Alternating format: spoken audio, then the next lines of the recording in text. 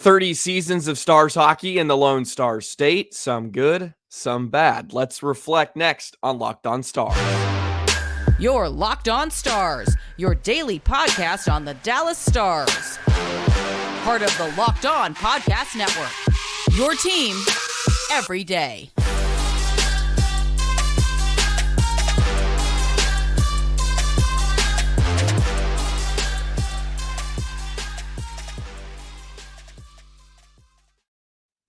Howdy, Stars fans, and welcome back to another episode of Locked On Stars, part of the Locked On Podcast Network, your team every single day. I'm Joey Erickson, former producer of 105.3 The Fan and play-by-play voice of the Chippewa Steel. It's a pleasure to be with you, and thank you so much for making this your first listen of the day. We're free and available wherever you get your podcast and on YouTube. All righty, I wanted to talk about 30 seasons upcoming here in Dallas as we are about to embark on the 30th year of Stars hockey. And I thought it would be a fun time to reflect. And I guess the overarching theme of today's podcast is, what is your favorite Dallas Stars memory? Because there's a few things that pop into my mind. And of course, you have the Stanley Cup, but I was in my mom's stomach during that since I was born in 99, so I never got to see it in person. And maybe my memory differs from yours, especially some that are older than me and got to see the Stars come to Dallas, since it was 30 years ago in May that Norm Green announced that the team was moving.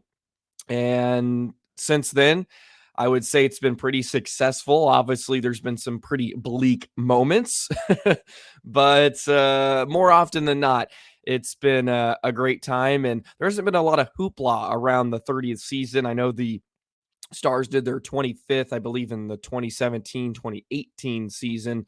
But other than that, not a whole lot of hoopla. And I know some other teams are doing some of their anniversaries. So I thought it would be fun, again, to break up some of the monotony of the previews and whatnot, and a big preseason game upcoming tomorrow against the St. Louis Blues, who is their opening night opponent. So make sure you definitely check that one out, because as we get deeper and deeper in the preseason, more of the rosters are going to look like what it's going to look like on opening night, and we play the Blues again later on. So plenty of things to take out of those games. So your favorite Dallas Stars memory. So these are just a few that kind of pop into my head.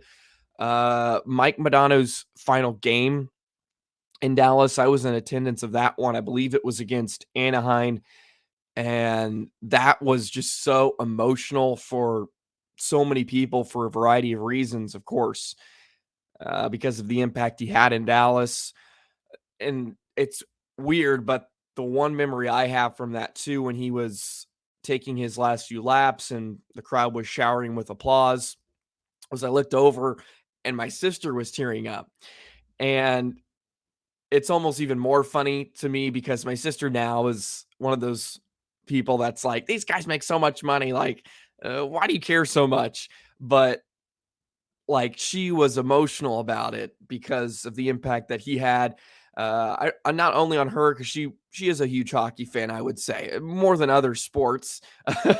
And just to see that was something that was very special. And of course, the impact he had on a lot of people. And I like to say I grew up with hockey in Dallas, and he was a huge part of that. It's time to get him a statue, right? I think Dirk needs a partner, because they did a great job with the old Dirk statue, and I think Modano needs one, even if he has to work with the old Minnesota Wild.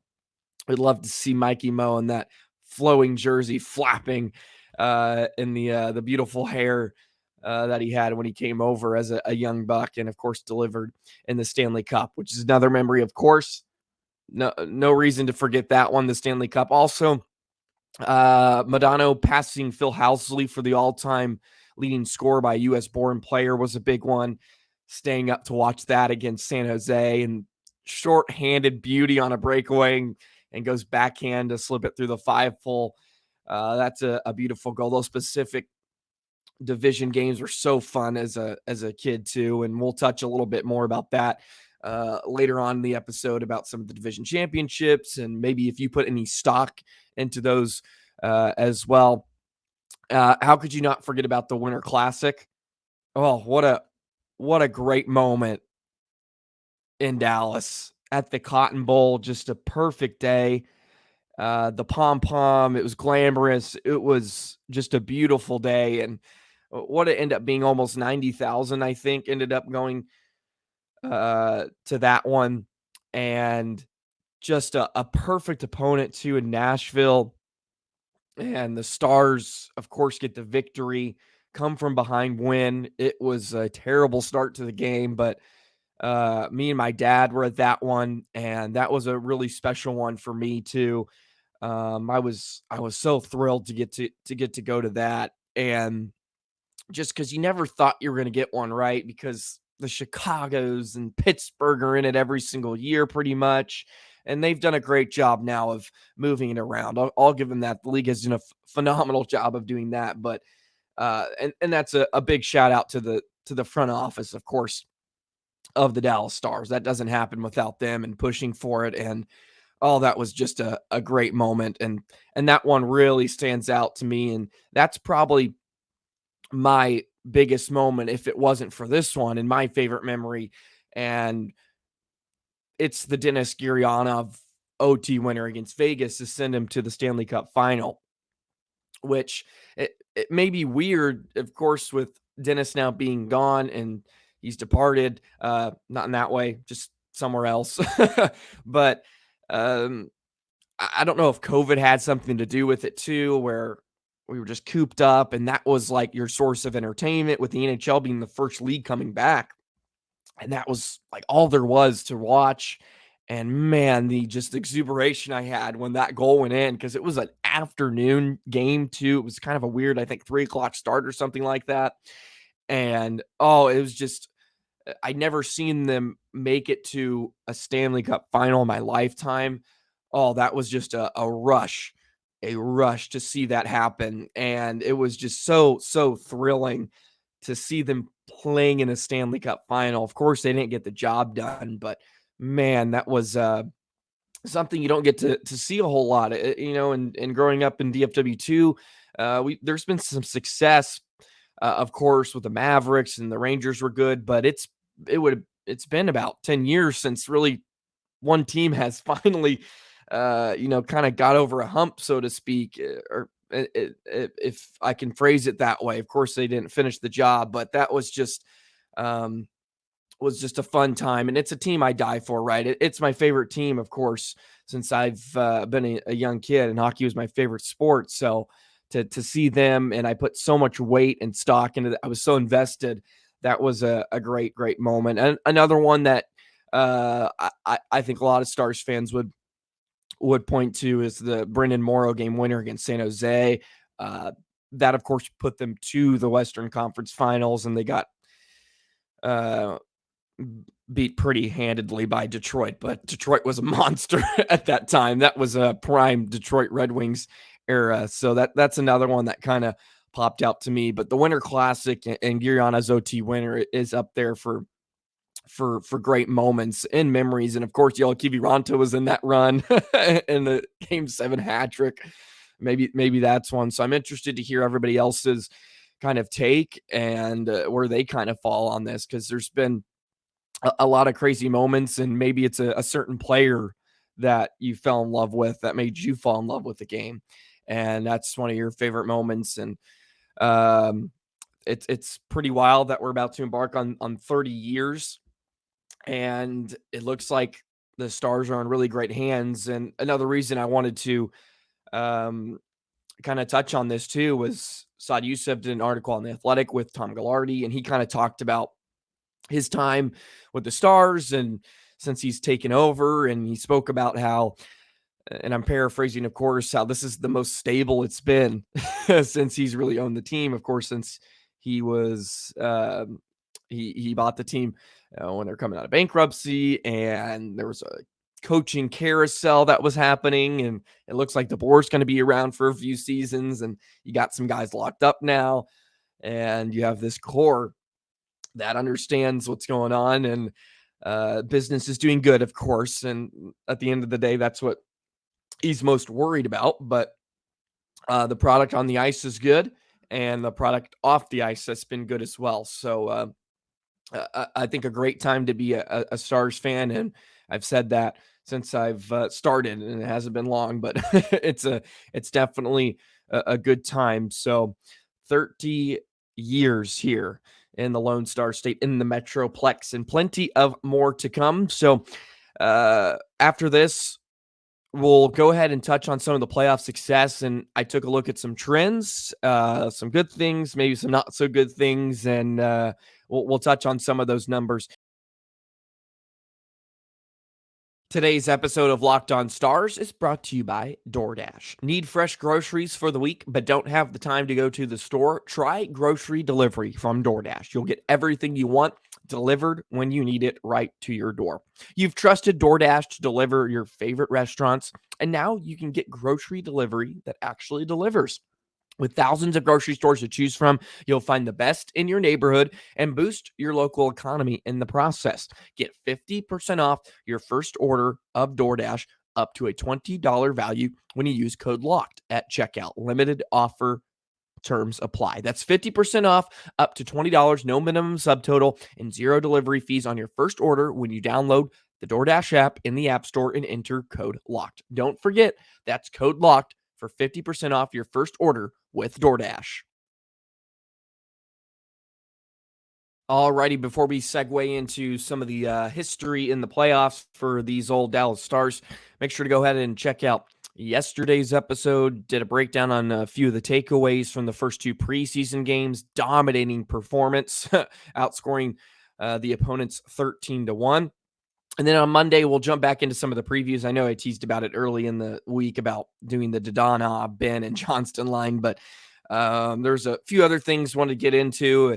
And of course, kind of breaks up the monotony before we got opening night here just right around the corner, because September has flown by.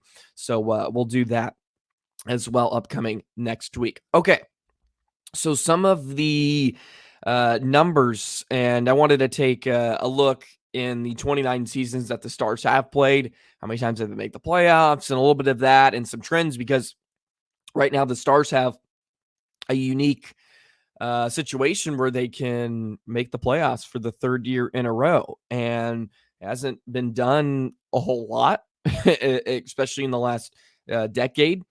It's been kind of every other year, so to speak, and they haven't been able to sustain one season from the next. But things are obviously looking up, and we expect them to make the playoffs pretty easily this year, barring any major injuries and other conundrums that can happen in an NHL season. But some of the numbers, they've made the playoffs 18 times in their 29 years. And of course, they have the one championship in 99. The stretch, or the things that I was really interested in, is how many years in a row. So they've made it to the playoffs 5 years in a row twice. And that was in 97 from 2001, and then from 03 to 08. And some, I guess, foreshadowing or some parallels that you could find in those trends that may play a part this year. In the previous 2 years leading up to the Stanley Cup, 2 years prior, knocked out in the first round. And then the season before, they were knocked out in the Western Conference Final. So I'm not saying it, but that may bode well. So some foreshadowing. And that's what's going to keep me alive when the Stars go on a horrible stretch inevitably at some point. Is, well, it's destiny. It has to happen, right? History is going to repeat itself. So that's some good news. If you believe in that sort of thing, you can, of course, hold on to that a bit. So the ability to make the playoffs year in and year out, right? I think the Stars are in this great opportunity where they can elevate themselves to, I would say, teams like Pittsburgh, Detroit there for a while, that I think was in it for more than 2 decades, where you're always competing for a championship. And And that's a little bit different than just sneaking into the playoffs and just getting in, right? Pittsburgh is always in the conversation, it seems like. And of course, they're kind of tailing away, but um, they always are a part of the conversation. And of course, that takes some luck, and you got to have people around. You got to hit on some draft picks, and you got to pay the right people. That all plays a part, excuse me. But it's important for them to begin to elevate to that stature where winning becomes a cultural thing, and that's gonna be huge down the stretch. So I think that's a great opportunity now for the Stars to kind of establish themselves as year in and year out a real contender, not just somebody that wants to squeak in and be a tough out, right? No, you want to get in and make waves and win a few rounds, because at the end of the day, that's the more times you get in, the more times you give yourself a chance to lift the cup at the end of the year. So in the last 10 years, they made the playoffs 6 times. They have 7 series wins, and of course, it's been kind of bunched in the last 2 deep playoff runs. You got 5 combined from last year, and then of course in 2020 when they went to the old Bubble Cup. So a lot of excitement upcoming. I think the Stars have had a definitely good success, and those kind of 5-year windows where they've been able to pretty much sustain it, and we saw that really right off the hop in the early 90s, right? Or I guess the late 90s, when they came to Dallas, and all of a sudden they're kind of off and running, and they were competing at a high level, and more times than not, they mostly had the best roster on any given night. And now I think you're starting to get a few more of those feelings for this upcoming year, which is always a good thing. And they'll try to make it for the 3rd time in a row. And we'll see if they can make another deep run out of it. So knocked out in the first round a couple of years ago by the Calgary Flames. And of course, making it into the Western Conference Finals just a season ago and getting knocked out by Vegas. So we'll see how they fared this year. Got some good vibes, and they have a great chance too, because it feels like the Central's wide open, right?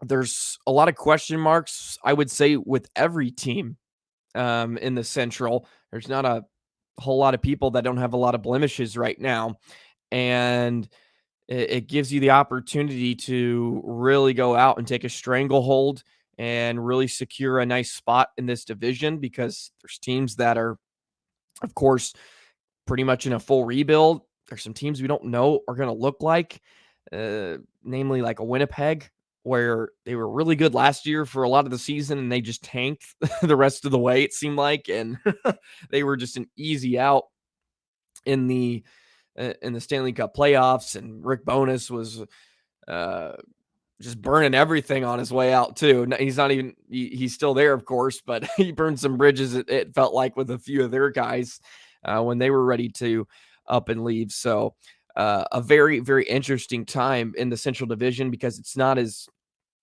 strong as it used to be. So a real chance to put your stamp on it, and it'll be fun to watch. So and we'll touch on more of like the division championships here in just a moment. I wanted to talk a bit about some of the history there, because the Stars won a lot of division championships in the early 2000s. So I wanted to get your take on it too. If you put some weight into championships, who cares? Maybe doesn't matter at the end of the day. They do hang a banner sometimes, so I didn't know if that meant anything to anybody. So we'll touch on some division championships and a look ahead, of course, in just a moment.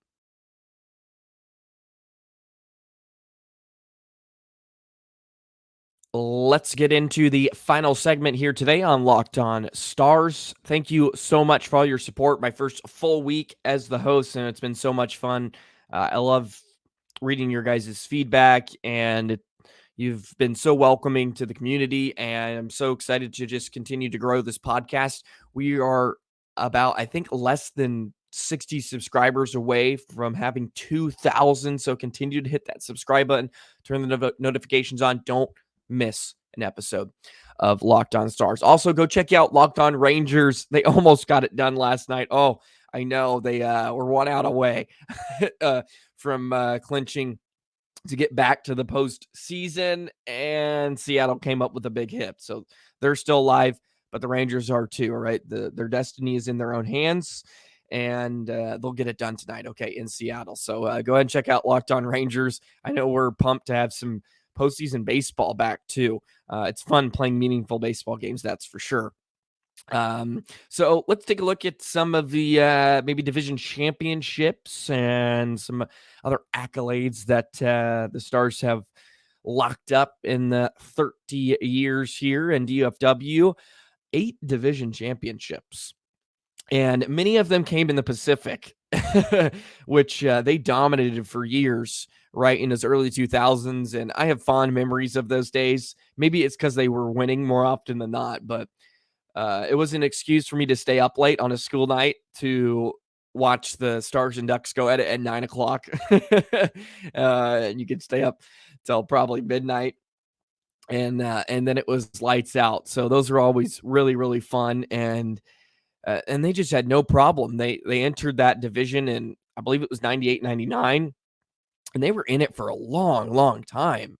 They got moved back to the Central in 2013 or something like that, which is remarkable. They were in that division for a long time, which really made no sense at all, but it happened. And I think it was fun, those California trips. Maybe not for the players. I mean, that was probably the time difference, and always having to make those road trips was probably not a lot of fun, but hey, you got to give them credit. It didn't seem to bother them too much, because more often than not, they were getting wins. And they have 8 total division championships, 5 of those coming in the Pacific, 3 in the Central, and the latest, of course, coming in 2015, 2016, where, man, they ran almost everybody in that league or throughout the league. They were close to a President's Trophy, I believe, too, that year, but fell short. And of course, that really fizzled out come playoff time. Did not translate,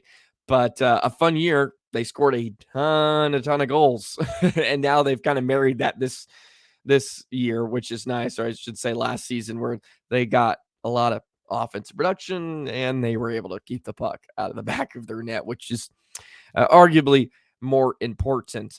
But also President's Trophy in back-to-back season in the late 90s, 98, 99. And of course, the President's Trophy comes with its curses and expectations, but I think it's important to almost kind of establish your dominance, right? And of course, I'm going to be the first one too that says, who cares if you won the President's Trophy? What are you going to do for me when it matters most? But division championships, I think, do hold some weight, and I think the front office cares. And I would love to kind of hear the take from the players and maybe the coaching staff, because I mean, last year they made no ifs, ands, and buts about it. They wanted to win the Central Division. They wanted home ice advantage.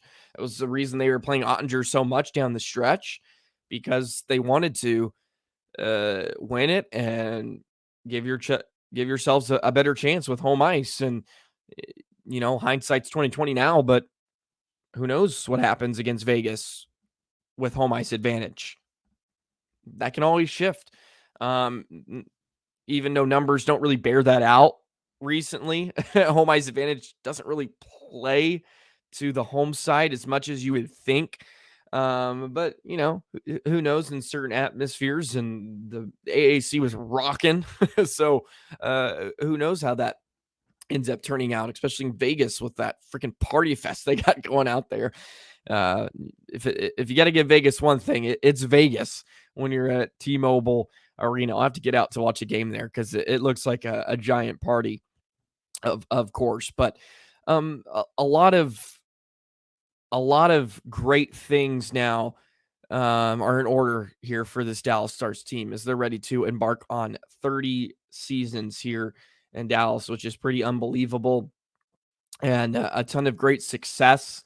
And maybe there's a few division championships looming, but more importantly, trying to hoist the Holy Grail. So I'd love to hear your thoughts if you really care about division championships and maybe hanging banners of that nature. I know many of you are just, okay, stop it. Like, who cares? But I get it. But I also think it's important to kind of breed winning, right? And that's something I think the Stars do great up and down the organization. Even looking at the ECHL team in Idaho, and of course in Cedar Park with the Texas Stars, where these teams are winning constantly, and it becomes a habit and a culture. That way, when they come up to the NHL, it's expected, right? And of course, it's obvious, right? You want to win games, but look, some franchises have struggled to do that and to be competitive. So I think it's great to kind of foster that environment. I think the Stars have, and another unique time where the Stars can start to try to elongate some of that success and not do it in spurts. Because if you get in and you get a good spot and you're competing for a division championship, you're more than likely going to get a good seed. And that in turn is going to give you a better chance, the opponents, to eventually make your way back to a Stanley Cup final. So a lot of great stuff on the horizon. I thought it would be fun to just kind of reflect on some years, because I think there's some things you forget about. And I think it was fun, at least for me, to kind of to chew on some stuff before we really get this thing ramped up here in just a few weeks. Just a couple of days left in September, which is remarkable. The Stars have 5 preseason games left, by the way. Tomorrow they play St. Louis Blues, 6 o'clock start on that one. I don't think that one's televised. They have a couple against Colorado, I believe. One of those is televised, and then one against Minnesota, which is as well, which I think is on Bally. So Stars hockey will return to your little eyeballs on your television screen very, very soon, which is exciting. So 5 preseason games remain. We'll continue to dive into that because they have been running everybody, baby. And Stars have some great young talent that's really standing out.